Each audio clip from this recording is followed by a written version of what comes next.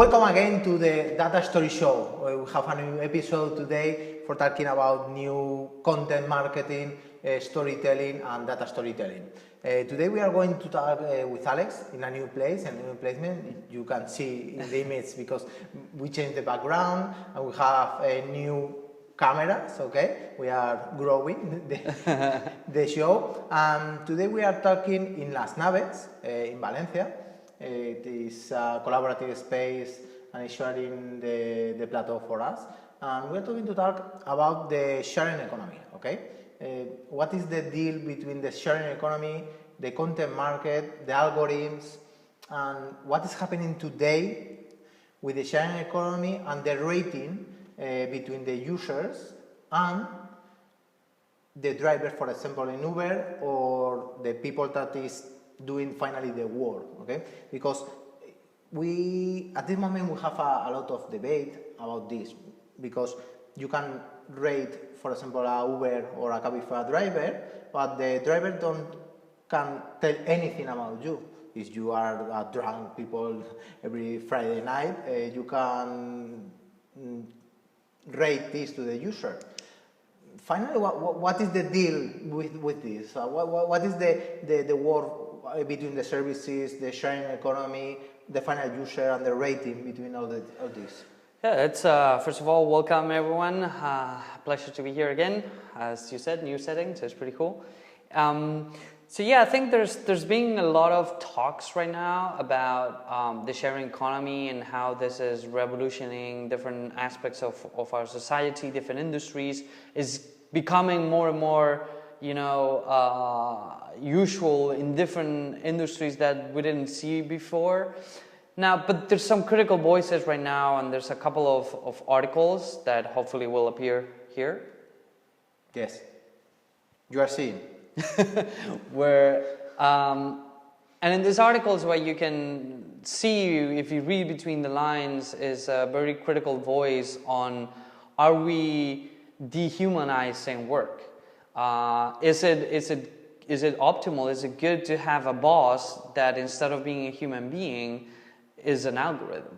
An algorithm, and more importantly, an algorithm that no one knows why they're taking or making the decisions they're making. I think that's the key of the question. Now, a little bit of the conversation today I wanted to be around the fact that what happens when this becomes a norm? What happens when everything in our lives is automated, everything is run by algorithms? And I think a big part of that includes content marketing and the generation of content. Yeah, at this moment the debate is around if the entry-level manager is being removed from the service that is providing the companies like Uber and other content providers. But at this moment, for example, what you say, what is happening with the content? The algorithms is in control or managing 100% what people see, what the newspaper or magazines are writing. We are losing out of content for this, or what is happening? Yeah, that's a good question. I think one fundamental premise I think that's important to understand is we're getting to a point where the need of content is so big that it's nearly impossible for human beings to do it on their own. So there needs to be some kind of automatization behind the content creation part. Now the question is, how far do you take that? Mm-hmm. How much of that process is in the hands of the audience? So I think one clear example of this is BuzzFeed. So a lot of the content that BuzzFeed generates or originally generated was based on the preferences of the audience, was based on the votings and the likes and the sharing of the audience. So the question is that going to be the norm? Other, let's say, perspectives of this is things like Harkem, which is a tool that enables media publications to poll or to get feedback from their audiences and to get information about what they should write about. Which, don't get me wrong, I don't say it's bad. I'm just saying that then it becomes this democratization of the the kind of content that people want, which is good. On one side, we've finally broken up the dam of the gatekeepers, you know. Yes, but maybe the problem today or near close in 2 years or 1 year or half year is that the people is reading always the same kind of content because the people is living in a bubble of information, okay? If you share what you like with a media and the media take these details and only produce this kind of content for you and the global readers, at this moment we are removing maybe a lot of content with a huge quality because it's not what the massive people is searching. What is the work of the media for provide good content maybe for a minority group of people? I think that's the biggest question is, you know, where do you put the line? Should editors be removed from the equation? I personally don't think so. Now, should editors take into consideration what the audiences want? They should. Now, can you strike the right balance here? And I think this is the same notion that goes back to what we were saying about the sharing economy is there's nothing inherently wrong about ratings. The problem is when you simplify those ratings and you make them like the most important metric that you're using to run the company or run the content or run the service or whatever it is. Now the question is, if you translate this into content, are you only going to listen to the audience? Because if that's the case, then you're going to be doing listicles, you're going to be doing cats, you're going to be doing, you know, photos, you're going to be doing stupid, humorous videos, which, don't get me wrong, there's nothing wrong with them. Yeah, but finally everyone is going to create not the best content, is only the content that the audience is searching. Exactly. We're removing the quality of the content. Well, I mean, some of the content, I think it's not a matter of the quality of the content, but more in the sense on the long and breadth of the content. So yeah, I think you define it really well, and I believe you told me there's a very good video, TED Talk, that talks about this. The bubbles of content. The bubbles of content. A filter bubble. Now, I truly believe in that, and that's one of my biggest fears is that if you use something like Flipboard, if you use something that like Site, if you use even something like Facebook, you're getting a pre-filtered information, already curated information.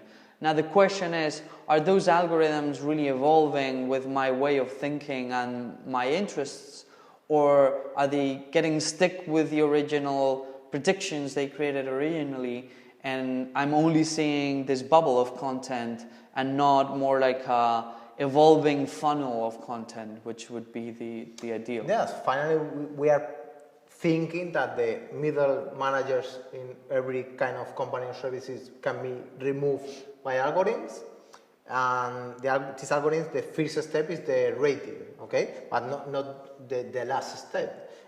Today, McKinsey is telling that the 45% of the work that people is doing around the world at this moment can be removed, the people, and put machines or algorithms for do the same work. Yeah.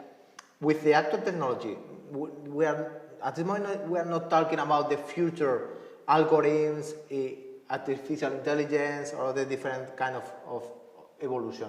We are talking about the actual moment. The 45% of the people that is doing this work can be removed, and the economy is going to continue the same way. Yeah. What happened with these people and these algorithms? Yeah, I mean, I think it's the numbers are pretty drastic. 45% of the current activity could be automated with current technology, and the McKinsey report basically says that it's around 5%. Just 5% of what we're doing is irreplaceable by current technology, which is pretty scary. Now, I think for me, the biggest fear that I'm getting out of this, and people that know me know that I'm a big fan of AI, I'm a big fan of automatization wherever possible, but I think we're starting to see pretty clearly, at least from my point of view, that the way we're approaching this is very dehumanizing. So we're, as humans tend to do always, and when we're thinking about algorithms and technology and human brain, basically, we tend to simplify a lot what humans are. So the question is not about or the comment is not about not using algorithms, but maybe we should start thinking about doing algorithms that are a lot more sophisticated in the way they map human beings, in the way they map not only, you know, our desires, but our preferences, what do we like, when do we like it. You could argue that we're getting more and more, with the new explosion of data, we're getting so many data points that we can already infer that stuff. But I'm not sure if the algorithm designers are incorporating that stuff. So I might cross-reference a lot of data to get a prediction about something about yourself. Mm-hmm. But am I composing that into, am I storing that? Or am I just storing that conclusion? And I'm reducing you as a human being to that conclusion. Now, when you think about brands that are getting into content marketing, are these brands going to be governed by the audience? Who is going to say what the brands look like? Is it going to be the brand? Is it going to be the company behind the brand? Or is it going to be defined by the people that are consuming that content? Yes, we are going to put at this moment a few seconds of video talking about this kind. Uber, sharing economy, and what is doing the algorithms for sharing economy. Americans made more than $3.5 billion last year using some of the things in their everyday lives. People are making money on all the things around their home, going unused so much of the time. It's called the sharing economy, and tonight we're showing you the real money that you can make just by renting out what you already have. When we look at the main drivers behind this kind of activity, the first, technology. New, innovative technologies that allow us to connect with more people and find more things to share. Secondly, a shift more broadly towards values that embrace openness, humanness, connectedness. Third, economic realities, which the 2008 global crisis brought home. And finally, environmental pressures, so population growth, limited natural resources, and a growing awareness of the effects of climate change. Sharing, does two things. It radically reduces resource consumption, and it can increase access to resources at the same time, right? So this is why it's share or die for us. We're in a kind of share or die moment. After the video, with some questions for see different perspective. For example, what is happening, focusing on 100% at this moment in the content marketing, what is happening with BuzzFeed, Flipboard, Site, Facebook? What is the future of the content in these platforms? As I say, I think it's the most important part of this is understanding that things are not black or white. Things are gray. In a way, we need more content because people demand more content. Well, I'm not sure people demand more content, to be honest. I think it's more like we need to keep feeding the beast, the machine. The machine is cranking so much content that the bigger question is, do you need to pump so much content right now? If you don't do that, if you don't keep up with the speed at which the bigger brands are producing content, are you going to be irrelevant? So at this moment, what you say, Alex, that the king is the company that provide more content, not the company that provide the best content. That's a question, and I think that's related, or that's a very important point, because that's related to what kind of metrics are you using to define what is the best content. What is the best content? What most people see, what means most people share, because for example, you can have in BuzzFeed one news with a lot of views, but the people is not share, because finally the people understand that this can be a funny content, but it's not a content for share, for example, with your family. Yeah, I mean, or friends. For me, to give an example, I've recently discovered this publication that's called Aion Magazine. For me, Aion has been an incredible discovery because it's very interesting science, technology, philosophy, long format articles by writers, by scientists, by people that have a very interesting background. And it's way different to the usual stuff I normally consume, which is very frugal. But this content makes you think. This content makes you go like, oh, whoa, I never thought about this, And it's really deep insight what I'm valuing, me personally right now with content. Now, there's another very good article that was recently published that's called the awareness paradox. Within the awareness paradox basically says is that, are we really measuring the right things? Because it's getting to a point where likes and shares might not be what we think they are. It's very easy to say I like or to share something. Now, does that mean that A, have you read the article? Maybe not. A lot of people is sharing content that is not real. B, did it make a difference to you? Even if you read it. Yes, change your mind, change your perspective of something. Did you learn something from it? Yes. And I think that's the biggest question is, how do we measure that? How do you measure that part? And it's funny because there's not a lot of companies that give you that insight. I was lucky enough to talk with a Serbian startup that's called Content Insights that does this, that does very deep analytics, like real analytics on content and how they should look like. And it's funny because we had the discussion. He said, well, when we started creating this tool, the problem we had was that you could rank the authors based on how much likes and shares their articles were getting. Finally, it's a fight for shares, who win more likes and shares, but maybe it's not is the best content. Exactly, so they realized that their metric, what they call the content index, had to factor in engagement and something different because, just with likes and shares, basically the people that wrote about the most cool topic at the moment would get the most traffic, the largest traffic, and that didn't really translate it in what the editorial side saw in terms of engagement and stuff like that. No, it's a financial problem. So it is a problem, and so I think we need to separate those two things. One is the likes and shares, the other one is the engagement, and I think one metric that the awareness paradox talks about, which is we're fighting for attention. We're fighting to retain an attention. But today, what is the object for a brand? For example, take a lot of shares and likes in Facebook, or transforming this content in more sales. For me, it's clear. It's the people that share one content that demonstrate or show me that it's a better product and finally I buy this product is the winner. But not always is the same. A lot of brands is publishing content in video on YouTube, for example, with a lot of viewers, but it's not for promote a product, it's only for promote a brand.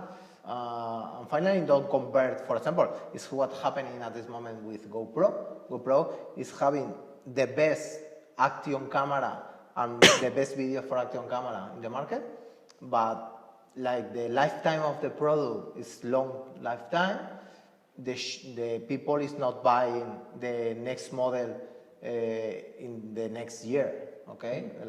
It's a lot of difference between mobile phones. And GoPro at this moment is feeling about a lot of problems because the people is not buying. If you have a GoPro Hero 3, for example, you don't buy in the next year the next version, the 4 or the Session. Yeah, I mean, I think that's a good point. I mean, what's the strategy behind your content marketing efforts? Even if you use automatization to do this, even if you use data, I think it's important to keep in mind what is your goal. And in some occasions, the goal might not be that clear. For some brands, it's brand awareness, it's branding.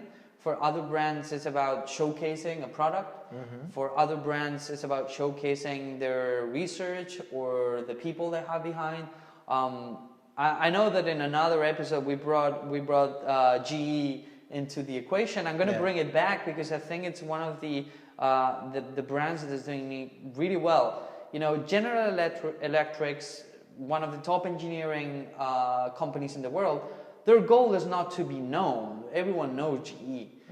But very few people actually know all the things that GE does. Yes. And in which places is GE present? You know, from medical devices to, you know, top gear engineering, electrical Providers, providers, services. equipment, you know, and so I think they're doing a great job at trying to show that face to people. Like, where are we? You know, jet engines, electrical engines, you know, in all these places where regular people don't get a sneak peek into it. So they're using content to show it to people, to tell a story around this and show it to people. Now the question is, and I think we talk in another episode about Pivot, their podcast. And one of the things they realized is that they had to align this with the current trends right now in their audiences. So, you know, they went to talk to the geeks of the world and say, okay, what can we build around our brand that makes sense to you, that could be interesting to you? So they did it very smartly in a way that while they're catering their own content and they're doing it manually and they're not letting people tell them what to build, they're still informing their decision on how to do that. You know, what kind of medium, what kind of content, how do we narrate this stuff? Now, I think we're going to see that it's going to be very hard for a lot of brands to keep that line. And Alex, what do you think in the future? For example, McKinsey say that the 45% of the tax force can be removed today. And we are talking at the same time about the algorithms and what the algorithms can provide, okay? Leaving the managers in a lot of services, for example, like Airbnb or Uber. And the future, what do you think? If you, for example, for content, if you like or you are searching best content, you need to pay for this content, or you need to search in a lot of different, not massive networks, pages, and providers, or only paying content. So finally, the massive producer of content is going to share only content for massive people, and here we are removing a lot of quality. Well, that's a good question. I mean, on one extreme of the automatization process for content, there are things like Quill. Quill is a company that basically automates the writing of texts.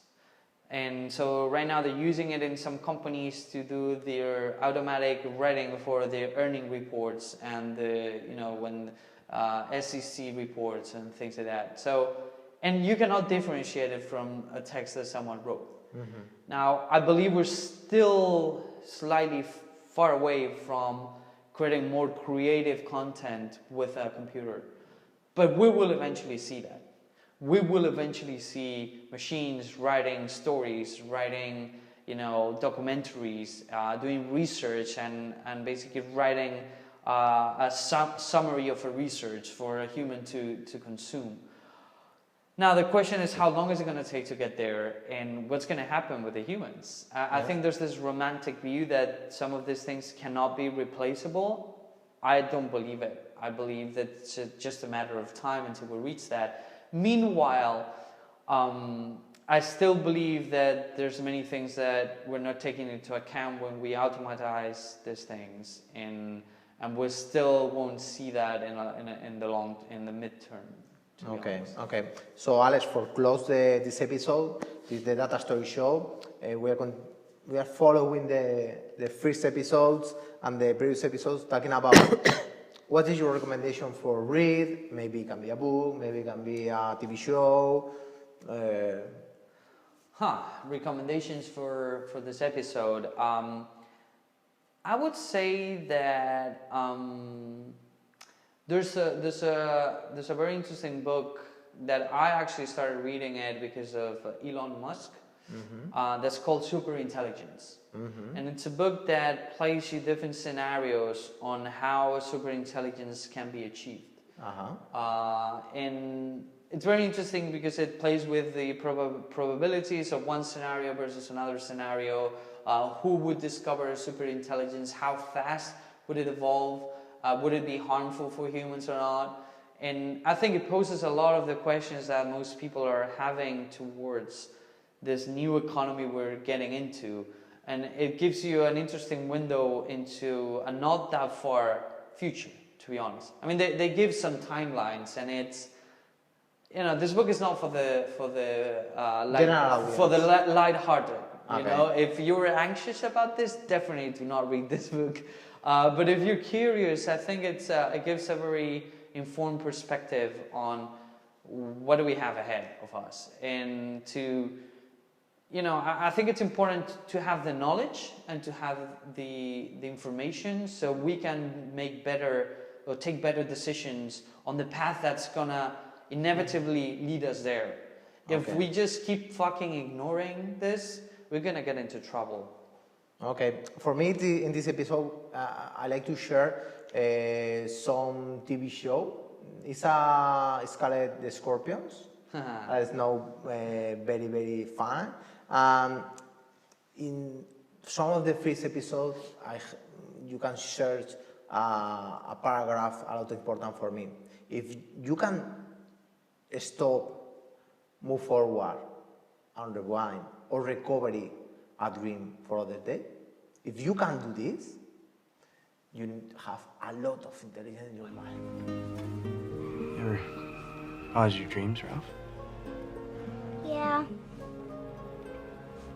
Ever rewind them? sometimes. Yeah, me too.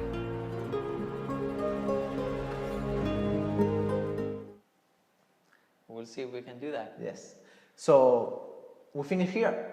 We end up here. I hope you guys enjoyed it, and at least you are starting to give it a thought about what your strategies are going to be, and more importantly, to take the sharing economy into perspective. And as I said just a while ago, let's make decisions with information and data instead of just going very rational around this stuff. So thank you, Alex, for coming again to Valencia. to Pleasure. visit me. And visit you, visit Carlos, visit Las Naves, that we really need to thank them for Yes. making For this this space. making this possible and sponsoring our episode. So we'll be back with them next time. So see you around. See you. Bye.